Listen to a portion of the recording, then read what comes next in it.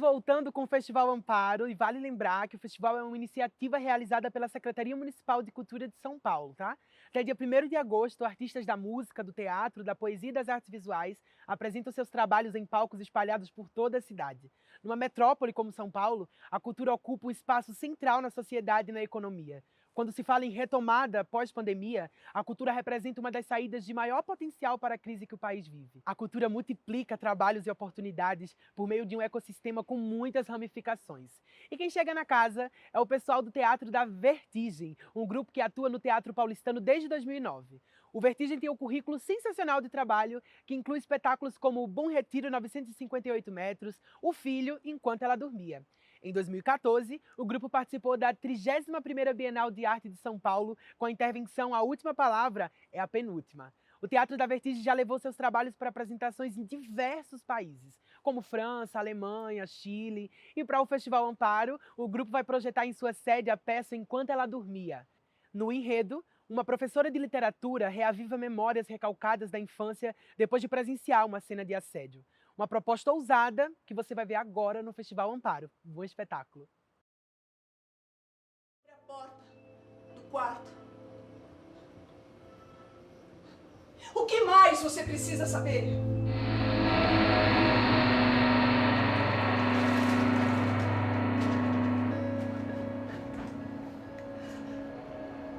Professora Dora. Desde que você saiu da escola, tento muito ter notícias suas. A diretora disse que era licença por questões psicológicas. E aí eu fiquei muito preocupada. Ouvi falar de um processo. Fiquei achando que tem... Quantas vezes a gente fez a peça? Nossa, mais de 100 vezes, né? Eu acho que mais de 200. Mais de 200? Mais, porque o Aldo estava dizendo que na primeira temporada foram 80. Foram 80. Só na primeira? Sim. Ah, sim, depois a gente viajou, circulou muito, né, a peça. Vamos do começo? Vamos? E se a gente fosse no começo? Vamos no começo. Faz tempo que eu não... Vamos no começo.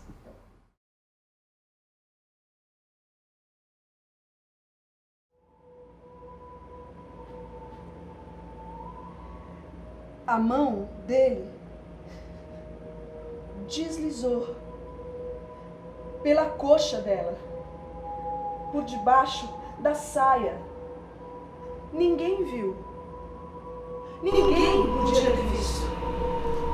Mas eu sabia de tudo. Eu senti como se a mão dele tivesse deslizado por baixo da minha saia.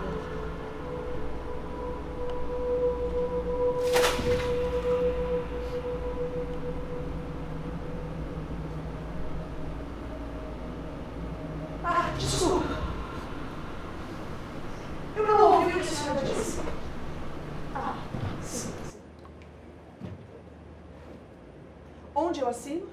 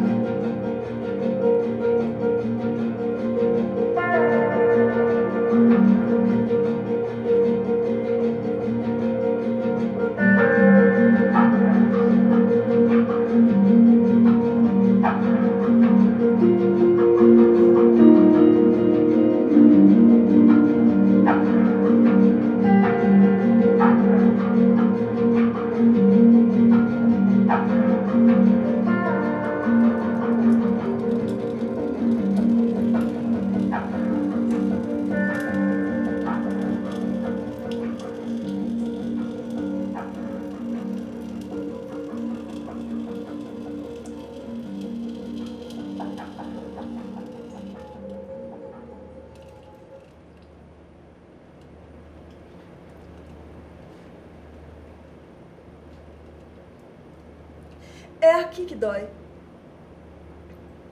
Deve ser gastrite. Eu vomito em situações difíceis. Sempre foi assim. É de família. O meu pai era assim também. É. Gastrite nervosa. Eu passo por essas situações e começo a sentir enjoo. Eu tô acostumada até. Sou assim desde novinha. Estresse igual a vômito. Só que eu não tô conseguindo manter nada no estômago. Tudo que eu como, eu boto pra fora. Aí eu comecei a achar que podia ser outra coisa, sei lá. Achei melhor virar um médico só pra garantir. Não, eu não acho que seja o trabalho, não. Eu acho que foi uma situação que eu passei e que não sai mais da minha cabeça.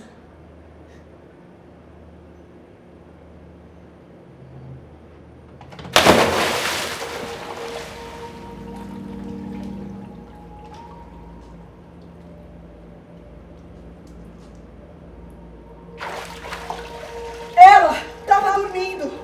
Não tinha como se defender.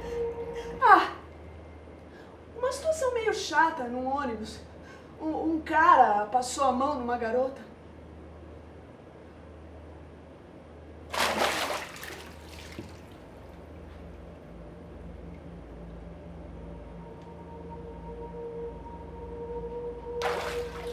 Ele invadiu o corpo dela.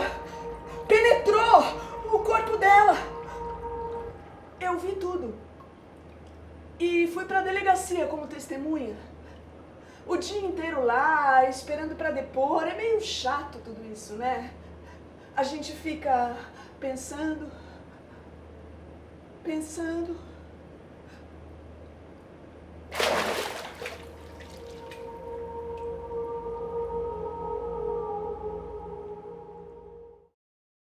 É forçoso obedecer às suas ordens. Eu fiz uma... dolorosas que Eu acho muito curioso a gente estar aqui hoje falando sobre a peça, né?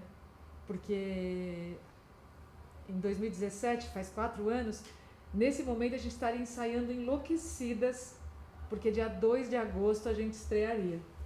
Ainda descobrindo, né? Naquela efervescência de descobrir, de se descobrir. Então eu queria te fazer uma pergunta.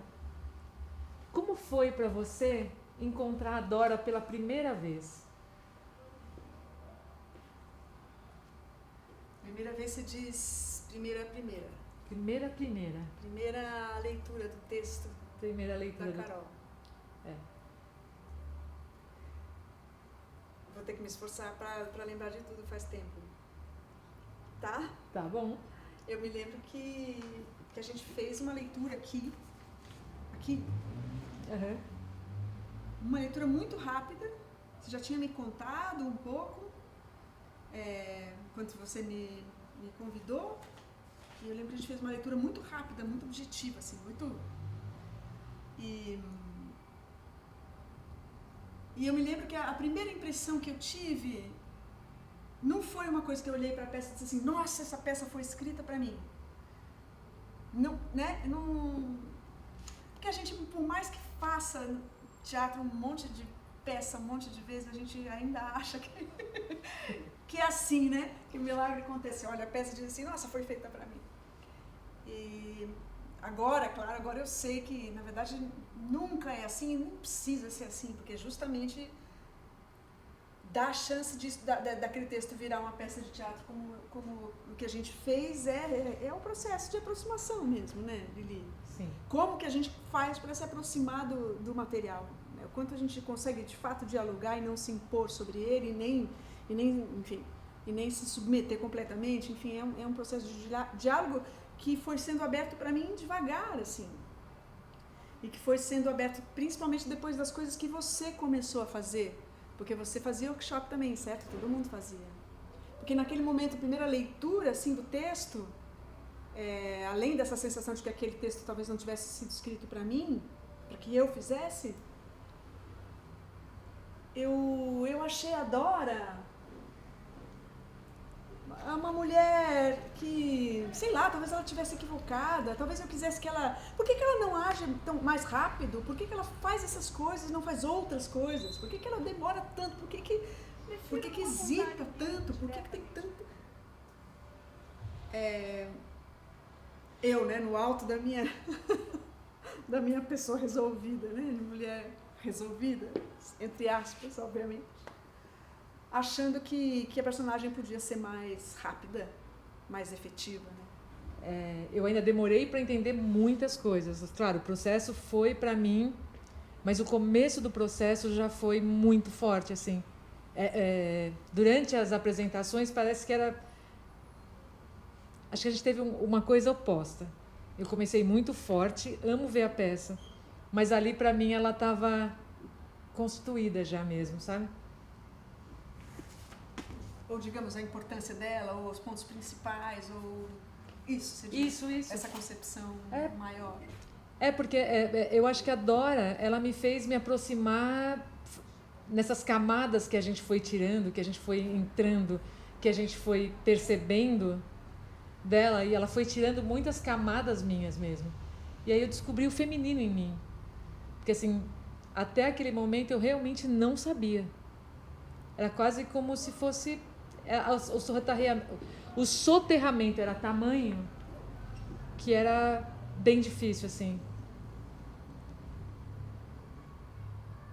Eu me lembro que outra coisa que a gente viu, que eu vi, foi assim, né, ela descobre, né, a personagem, a Dora, descobre que ela foi abusada no meio da peça, né, quando ela se dá conta de todo o processo que estava acontecendo. Uhum. E aí a gente pensou, eu me lembro que a gente falou, bom, mas então a peça tinha que acabar aqui, afinal de contas. É o momento em que ela descobre, o clímax da peça, é o lugar mais, assim, mais tenso, mais, né?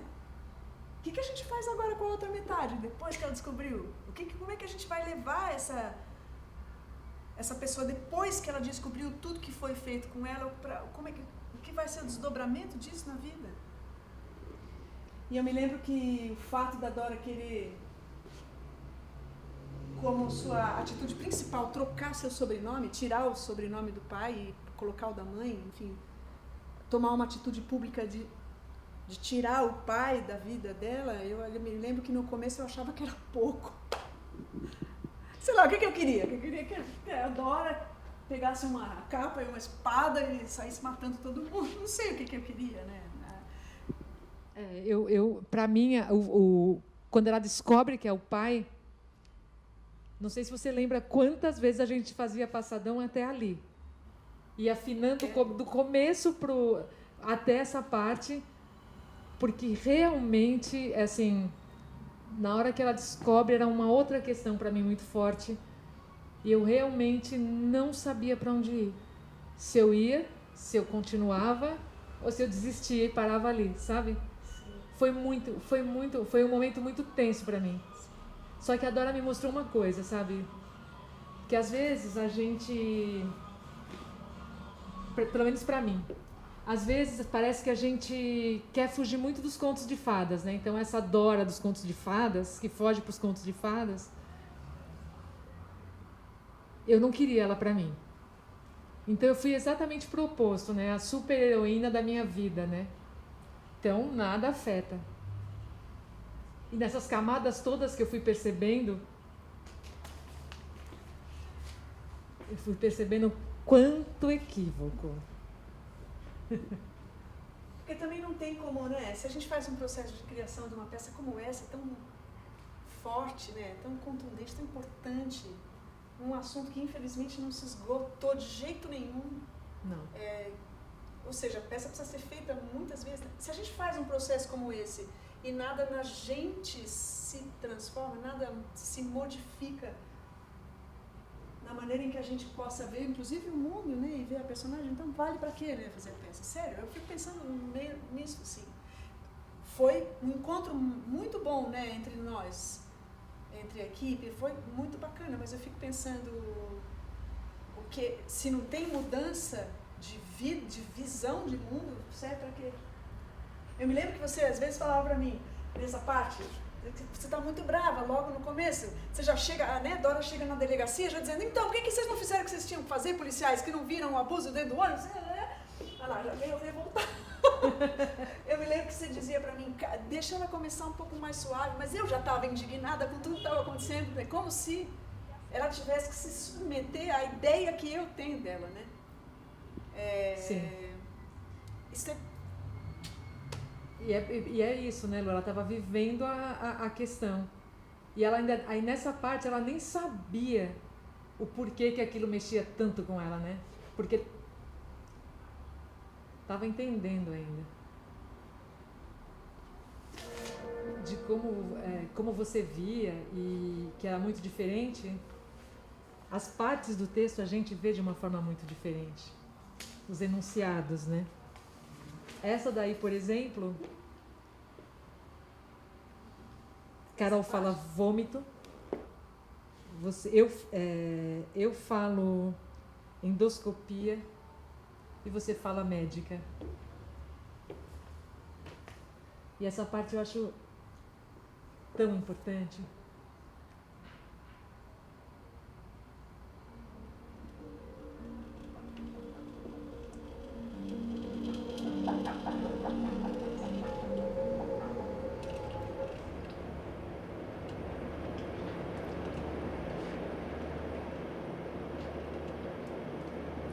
É aqui que dói. Deve ser gastrite. Eu vomito em situações difíceis. Depois, Sempre foi assim, assim. É de família. Você nunca bateu a cabeça quando você vai... Isso que vai acontecer. Engraçado, né? As pessoas ficarem preocupadas com isso. Mas causava uma tensão. Estresse igual a vômito.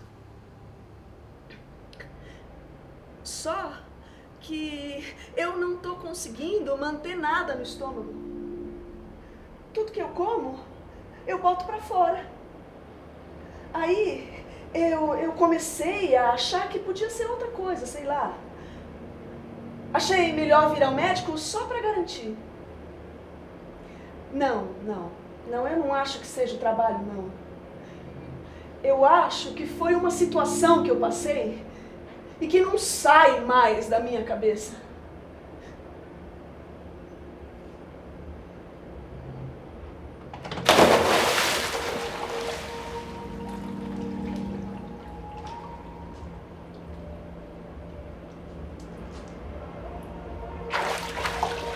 Ela estava dormindo.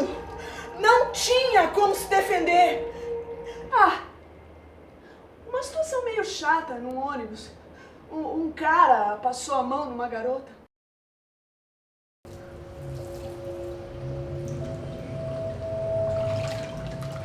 O príncipe? O que mais? O que mais a gente pode dizer dos atravessamentos disso, Lili? Uma coisa assim que eu fico pensando muito também para te perguntar, Lu, como foi você fazendo essa peça para, às vezes, mulheres que estavam completamente assoladas, né? Parece que estavam lembrando ali naquele momento de coisas. Como era isso? Porque por mais que a estrutura me deixasse separada do público, né? Por conta tinha público aqui, do outro lado também, né? Por mais que eu tivesse separado do público, as superfícies eram transparentes, às vezes vazadas, né? Então, muitas vezes, eu estava dizendo algo, e é claro que eu via o meu reflexo no espelho, no vidro ali, ó, mas ali tinha gente. Então, muitas vezes eu olhava para o reflexo e via as pessoas, e tinha realmente, às vezes, tinha gente que estava chorando muito, assim, tinha gente que estava... E nesses momentos era muito difícil, porque eu acabava me distraindo, e aí aparecia uma certa dúvida mesmo de continuar ou não, mas aí eu me lembro que tinha um movimento que eu fazia sempre, que era meio fechado, por exemplo, se eu estivesse nesse movimento, né, eu dava uma fechada assim, ó, e respirava aqui dentro, e me lembrava qual era a minha tarefa ali, né, de fato, que não era possível parar. Aí recuava, respirava, lembrava e voltava, né. Você sabe do pai? Não, eu queria saber só. Ele era bom pra você? Eu não me lembro de vocês brigarem. Vocês brigavam? Eu tenho pensado muito nele ultimamente. Já faz bastante tempo que ele foi embora. Eu mereço uma explicação. Qualquer explicação, mãe. Olha, ele sempre cuidou bem de mim. Me tratou com cuidado, com carinho. Eu lembro dele cuidando de mim. Me buscando na escola, me colocando para dormir.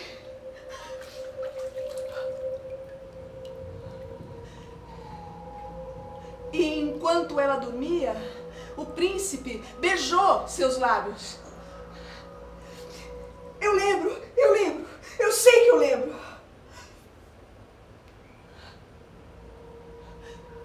E enquanto ela dormia, o príncipe tocou seu corpo. Não foi nada disso. Não foi nada disso. É que eu achava que a culpa podia ter sido minha, dele ter ido embora, sabe? Que eu podia ter feito alguma coisa errada, dito alguma coisa errada. Mas era só uma sensação vaga. E eu repassava tudo na minha cabeça e não conseguia encontrar nada de errado.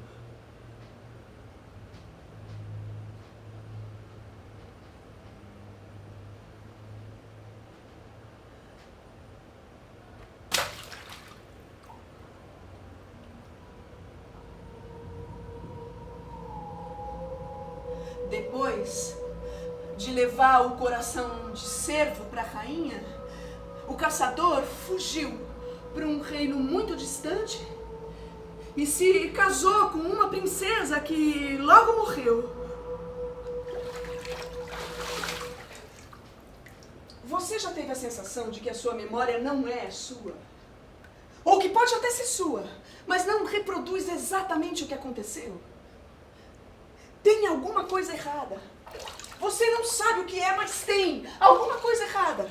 E você repassa tudo em detalhes e de uma hora para outra parece que tem algo fora do lugar.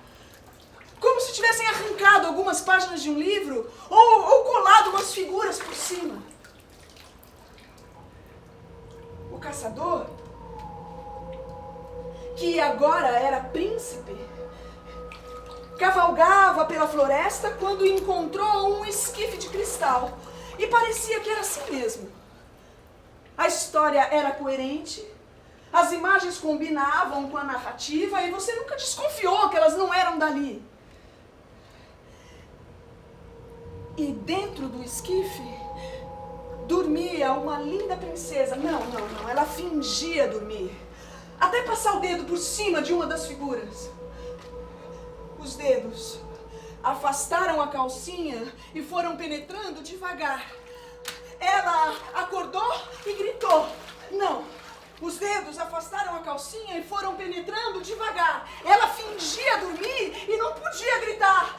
Não, ela fingia dormir. Os dedos afastaram a calcinha e foram penetrando devagar. Ela fingia dormir.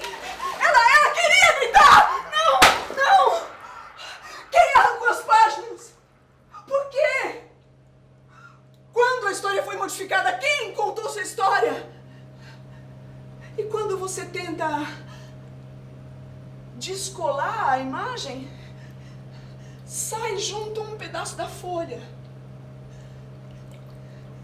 Você pode tentar com todo o cuidado do mundo. Ao retirar a imagem, fica tudo ilegível. Ficam só pequenas camadas finas de papel coladas por cima das palavras ou buracos imensos na folha. E você tenta juntar as palavras soltas e construir frases que façam sentido, mas elas nunca parecem ser as frases certas. O príncipe, que antes fora caçador, abriu o esquife de cristal. Os dedos afastaram a calcinha. Não! Os dedos afastaram a coberta. A princesinha tá dormindo.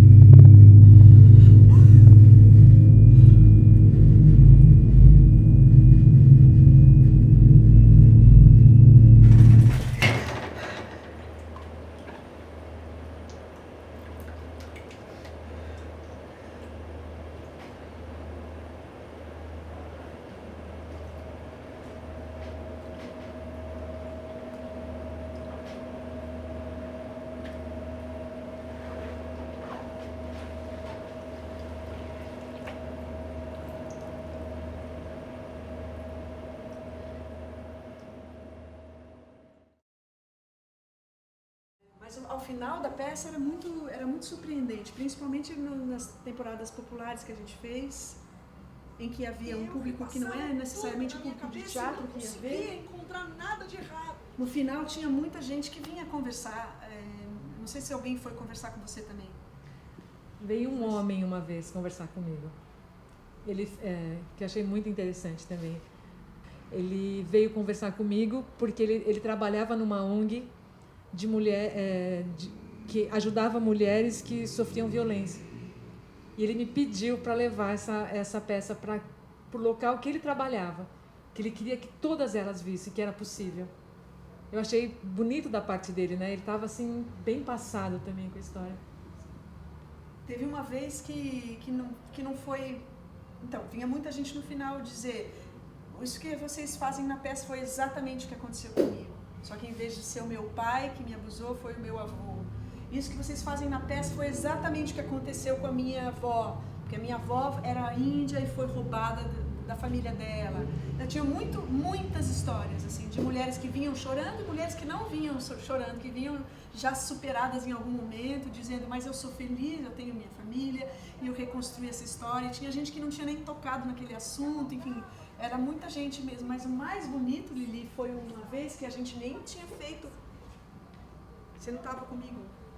A gente nem tinha feito a peça. Eu fui num debate na PUC, era uma semana de cultura lá, falar sobre a peça, porque o Pedro, que tinha assistido a peça, convidou para ir, e ali tinha um grupo de funcionárias surdas.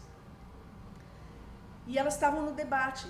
E tinha um homem que estava traduzindo, então, traduzindo para mim, né? Então, elas falavam em libras e ele traduzia para nós, enfim, e vice-versa. Ele ficava ali naquele tempo da tradução, né? Que não é o tempo normal, entre aspas, não é esse tempo rápido, é um outro tempo. E aconteceu uma coisa muito linda, porque eu fui falando a respeito da peça, a história da Dora, e ele foi traduzindo. Enquanto ele traduzia, e eu já quieta, via as moças, as funcionárias, reagindo ao enredo da peça. E aí então elas reagiram e estavam falando com ele, assim. E uma das vezes que estavam falando com ele para ele traduzir para mim, ele no meio começou a chorar. E ele não conseguia falar, ele estava copiosamente chorando. E ele não me traduzia, então eu não sabia o que estava acontecendo. E elas estavam ali falando e ele não conseguia traduzir de tanto chorar, assim. A gente teve que esperar ele parar de chorar e dizer... E então ele traduziu, contando a história daquela... Que para elas, naquele caso, elas relataram que além de tudo que Dora passou como... Uma pessoa como a Dora passa com abuso, né? Como a outra aluna que passou também um assédio na família dela, na Dora, né, como a menina que sofreu um assédio no ônibus, todos os gatilhos da peça, que para além disso tudo, elas ainda tinham uma camada a mais, que eram sempre aquelas moças que ainda eram abusadas e ainda era possível dizer delas: olha, a mudinha. Tá dormindo. Pejorativo, né? Pejorativo, como se isso também, de certa forma, desse uma credencial para que você pudesse abusar ainda mais, né? Então, aquele homem tradutor de Libras se desfez em pó, assim, foi a coisa mais bonita que aconteceu. Depois daquilo ninguém precisava falar nada, sabe? Que legal. E aí depois elas foram assistir a peça. Ai, que ótimo. Sim, muito legal. Muito Essa cena, por exemplo, essa cena, se a gente vê, Shakespeare já escreveu sobre Ofélia e parece Ofélia, né? Mas, ao mesmo tempo, essa mulher completamente imersa aí nas lembranças dela. E eu adoro quando ela começa a se debater. Porque ela não vai ficar aí, né? Que era um nó pra mim a partir desse momento. Mãe! Mãe! Eu preciso da sua ajuda! Você leu esse livro várias vezes, deve saber a história de cor! Me conta o que tinha escrito por baixo das imagens! Mãe!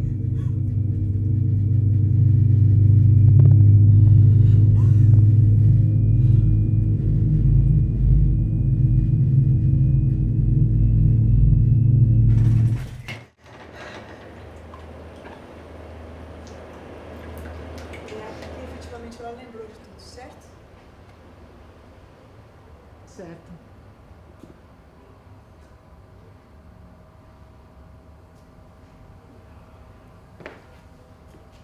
Ou seja, muitas mulheres.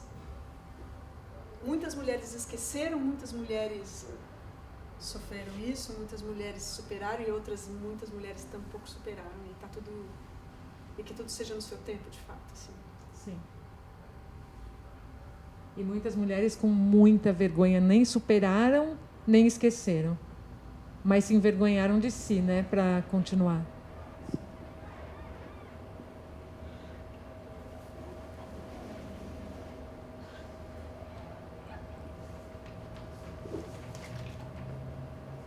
Lu, se você, assim, se você pudesse dizer, mas aí falando mesmo para a Dora, ou para... Porque aí, na próxima cena que vai começar daqui a um segundo, a gente vai ver... Deixa chegar a cena. Isso quer dizer que eu não posso, em hipótese alguma, retirar nenhum sobrenome meu? Ah, desculpe. Eu não me apresentei, né? O meu nome é Dora. Artigo 57.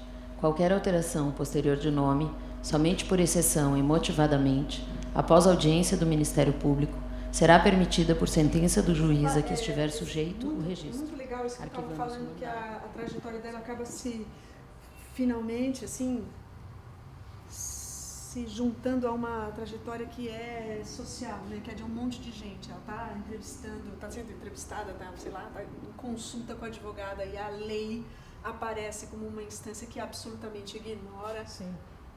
Uma lei feita por homens, para homens se protegerem, né? Tem uma coisa interessante, né? Que nessa lei, que está em vigência até hoje, você precisa provar que o abuso causou danos psicológicos em você. Como é que você prova? E que isso tenha atrapalhado o seu trabalho, que tenha atrapalhado a sua convivência social. Como é que você prova que o trauma que você sofreu, o crime que cometeram com você atrapalha o seu convívio social? Como é que você prova isso? É só para ter impunidade mesmo, né? Porque é uma coisa que não dá para provar. É uma coisa... E por que você tem que provar? Não, então... Não é o fim da picada. É o fim da picada, claro. É. Fim da picada. Mas, Lu, também agora a gente vai para uma... Que eu queria...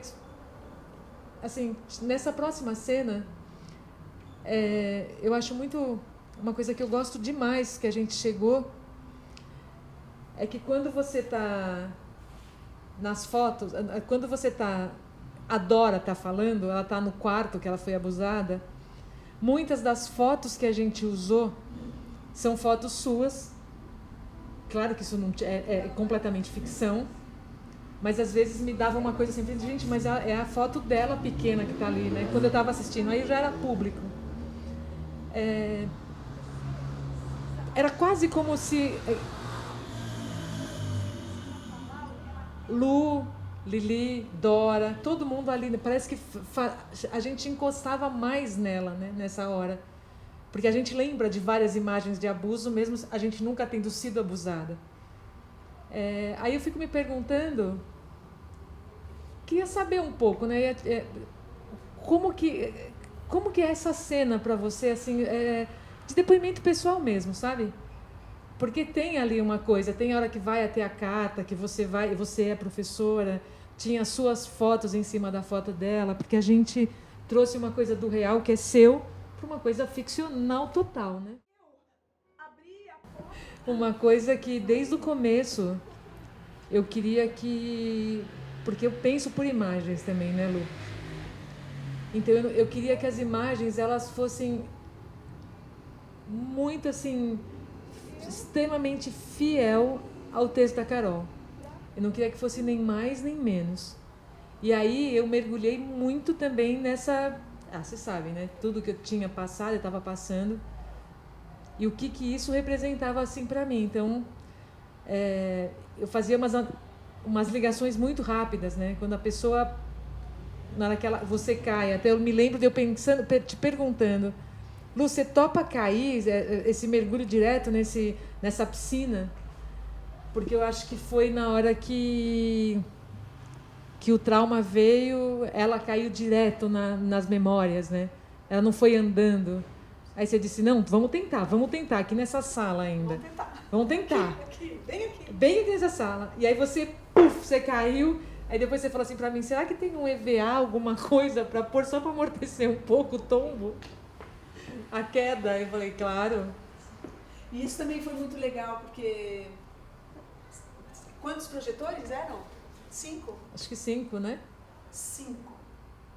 Quantas caixas acústicas? 4. E... Então, isso aqui poderia ser, né? Podia ser um jogo de efeito de imagem, de vídeo, de videomapping, não sei o quê. Podia ser um negócio que pudesse ficar maior do que a peça, justo, né? E eu acho que foi muito, muito interessante o esforço do processo da gente fazer com que todas as coisas pudessem sair da ação da Dora, né? Então, se essa carta aparece, ela aparece porque a Dora está lendo. Para dialogar. Né? É. Se a água, enfim, essa correspondência que poderia ser muito artificial, né? Poderia projetar só lá um negócio, mas assim, eu me lembro muito do empenho, esforço não, do empenho, né, que a gente tinha em que as coisas pudessem sair, que ela não deixasse nunca de ser protagonista da própria trajetória de memória, de ação, né? E por isso que foi tão difícil, né? Sim. Achar as coisas. Não, e principalmente, você falou uma coisa muito importante, Lu, porque assim, pra gente silenciar a Dora com um monte de aparatos, seria muito simples. Muito simples. Mas a gente valorizou muito o texto mesmo, né? O que ela estava dizendo e o percurso dela. Tudo que foi aparecendo era para valorizar o percurso dela, né? Para ajudá-la a dar o próximo passo. Eu nunca tinha visto que projetava no vestido também, nas costas. Projeta. Sim, porque o passo era dela, né? Espera. E antes de ir embora, ele me limpava com um lenço. Ele sempre tinha um lenço no bolso da camisa. Ele me limpava com um lenço e me dava um beijo na testa. É só carinho, não é dor, é carinho. O papai diz que é carinho, o papai fica feliz, então não pode ser ruim. E eu não entendia o que estava acontecendo. Eu não entendia nada daquilo. Não pode contar pra ninguém. Ele dizia que eu não podia contar pra ninguém. Não pode contar pra... E ele dizia isso com carinho. Não pode contar. E ele dizia isso com violência. Não pode. E ele dizia isso ofegando. Não! E ele dizia isso com os dedos dentro de mim. Não pode contar. E ele dizia isso me limpando com um lenço. Entendeu? Entendeu? E eu não contei pra ninguém. Ela nunca contou pra ninguém. Ela não contou nem pra ela mesma. Eu esqueci de contar pra mim mesma. Eu gostava muito de fazer essa cena. Claro que já era final. Não porque era pra acabar, mas porque toda a trajetória já tinha... Porque não é fácil. Sim. Você ficar dosando a sua memória, sendo aberta no caminho, assim, né? A personagem, digamos. Mas era muito legal, porque era a primeira vez que aparecia um campo que era uma atriz dizendo da personagem. Porque entravam, ela nunca disse nada pra ninguém. Ela nunca disse. Não é que ela, né? Então, era a primeira vez que eu conseguia respirar de um jeito que já estava quase com o pé fora, assim. Uhum. E era interessantíssimo fazer todos esses planos se movendo ao mesmo tempo. Tinha um plano que era o pensamento, tinha um plano que era a atriz, numa estrutura épica falando, tinha um campo que era ela falando com um juiz, eram muitas coisas concorrendo, né? Foi difícil de organizar, mas depois de organizado dava muito prazer, assim, porque de fato ali estava, para mim, como estrutura, estava muito explícito o que é que eu tinha que fazer como atriz ali, que era eu, que não era, né? Era muito, muito legal. O meu pai me contava que a avó dele foi primeira vez da peça que se abre um campo da atriz falando sobre a personagem. E é rápido. É rápido. É como se tivesse escapado da peça, assim, né? Essas coisas foi muito bacana perceber essas coisas, mas demorou para eu perceber. Demorou Sim. que aquilo podia ser uma pequena escapada, né, da peça. E uma coisa que eu acho muito legal aqui também, Lu, que eu acho interessante, é quando ela começa a subir. É a primeira vez aí que ela está completamente fora da água. Porque na primeira parte, ela estava, mesmo ela fora da água, ela estava molhada. Sim. E aí não, aí ela está inteira, em pé e dizendo da ancestralidade feminina dela, né? Da avó. Reconhecendo que são gerações. Gerações. São gerações e gerações. E ela não está nas memórias. Ela está lembrando porque ela quer, né?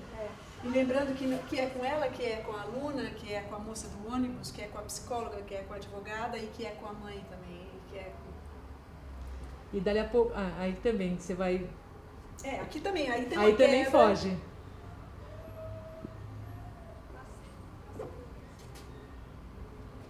Nos olhando pelo buraco da fechadura, através do espelho retrovisor, pelas câmeras de segurança, virando o pescoço quando passamos na rua para medir a quantidade de carne do nosso traseiro, para saber se somos saborosas o suficiente, gostosas o suficiente, lambendo os lábios e pensando em como nos comer, calculando o momento certo de atacar, nos encurralar numa esquina qualquer, num elevador, no banco de um carro ou na nossa própria casa.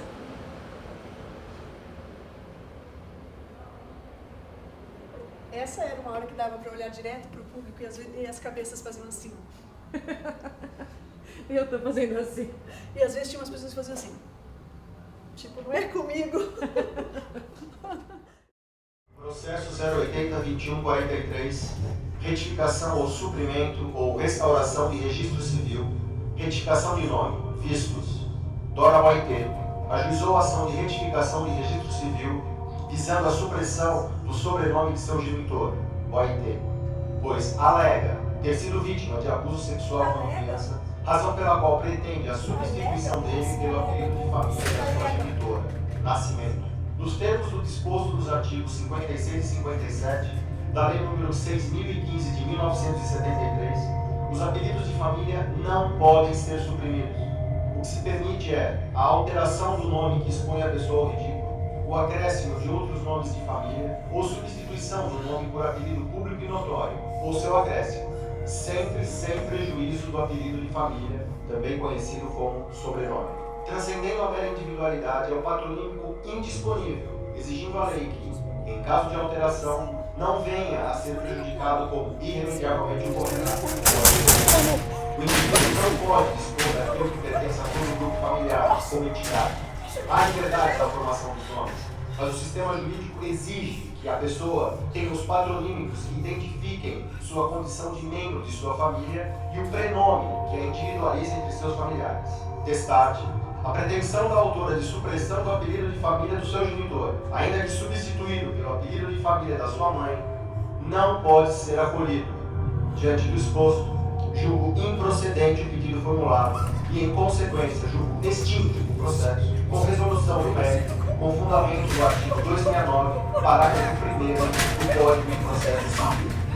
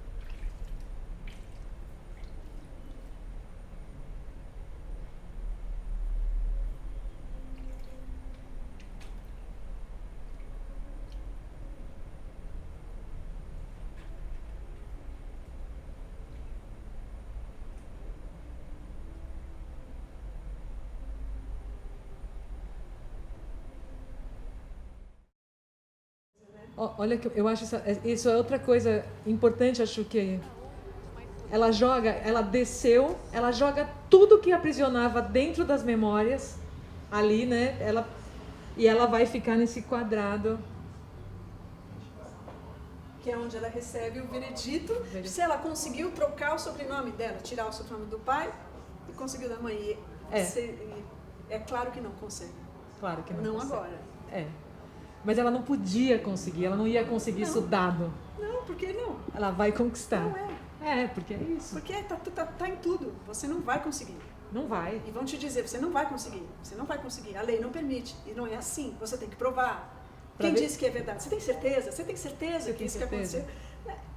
Então, é preciso dar o passo seguinte, né? E esse ter certeza, ele é tão perverso, se a gente for pensar, porque desde pequeno a gente escuta isso, né? Você tem certeza que você está sentindo isso? Você tem certeza que é isso que você quer fazer? Você tem certeza que você precisa ficar assim? Esse é um mecanismo de fazer você se amputar para caber. Porque se você não tem certeza, você vai virar ovelha, vai virar massa de manobra.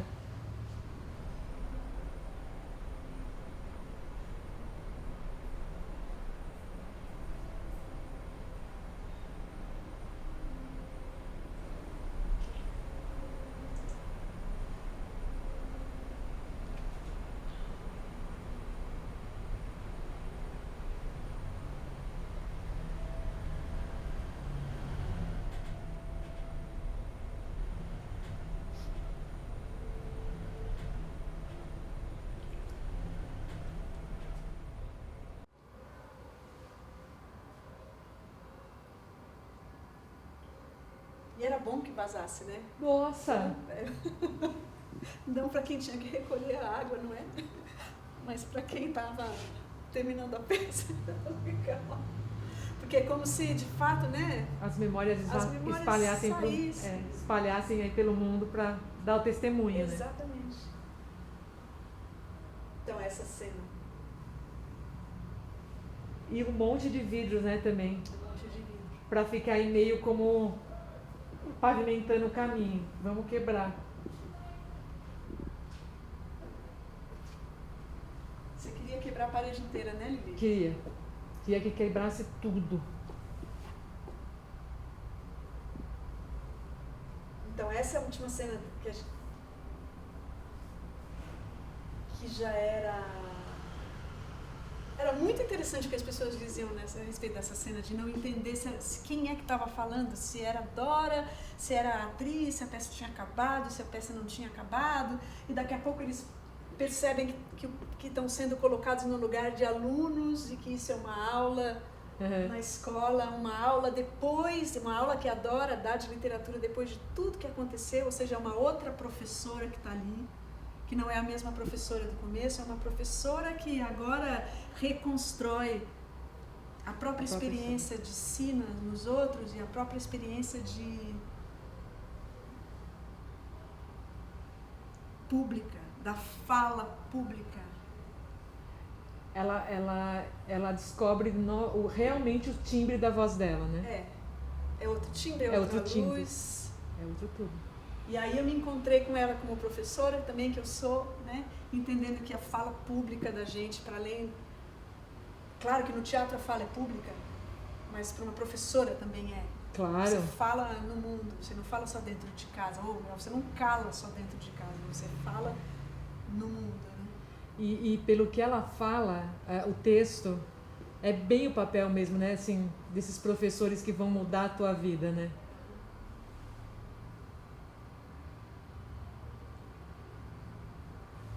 Porque aqui ela está dizendo, se no futuro a gente só vai ter o que nós fomos capazes de elaborar hoje, sonhar, perceber, escrever, falar, então é preciso que se faça, porque senão o futuro não vai mudar.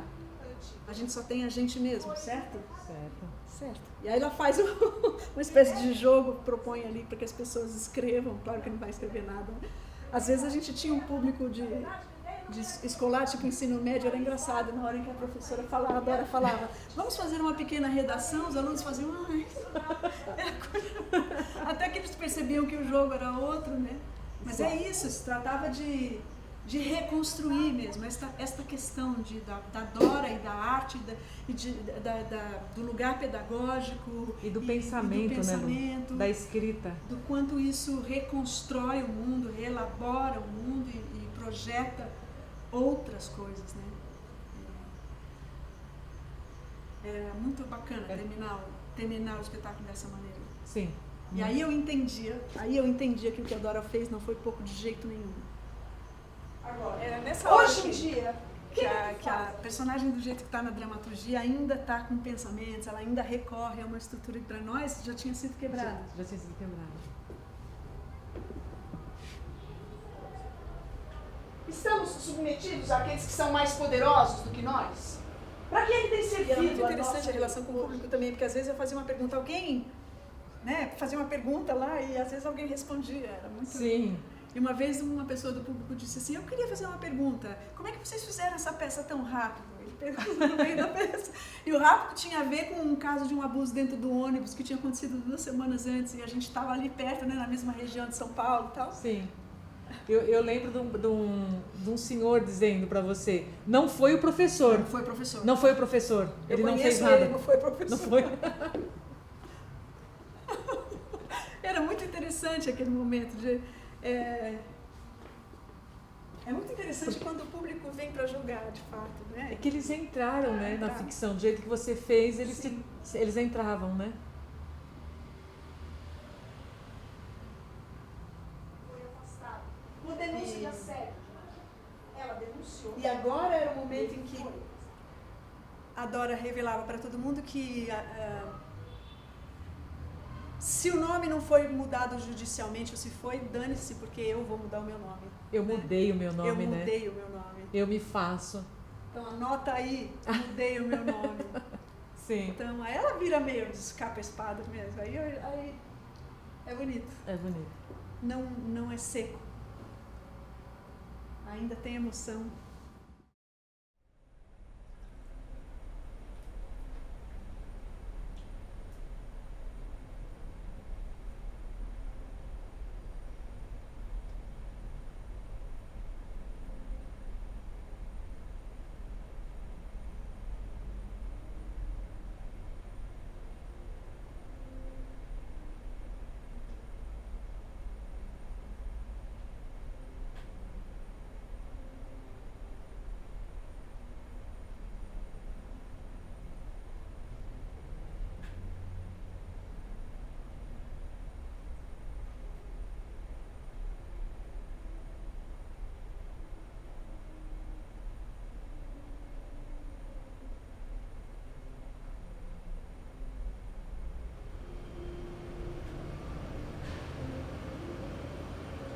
Convém não esquecer ainda que somos mulheres e, como tais, não podemos lutar contra os homens.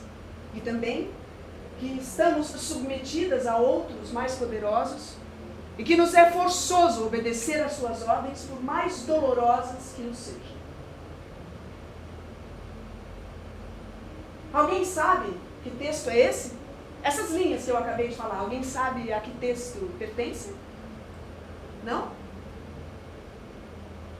Essas palavras são de uma tragédia grega de nome Antígona, que foi escrita por Sófocles por volta do ano 400 antes de Cristo.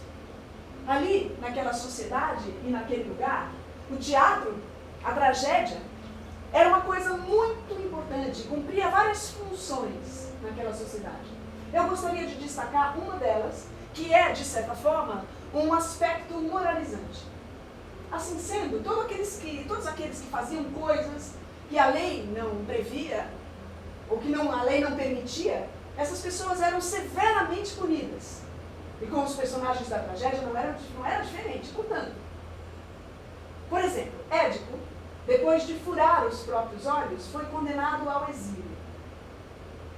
Antígona foi enterrada viva.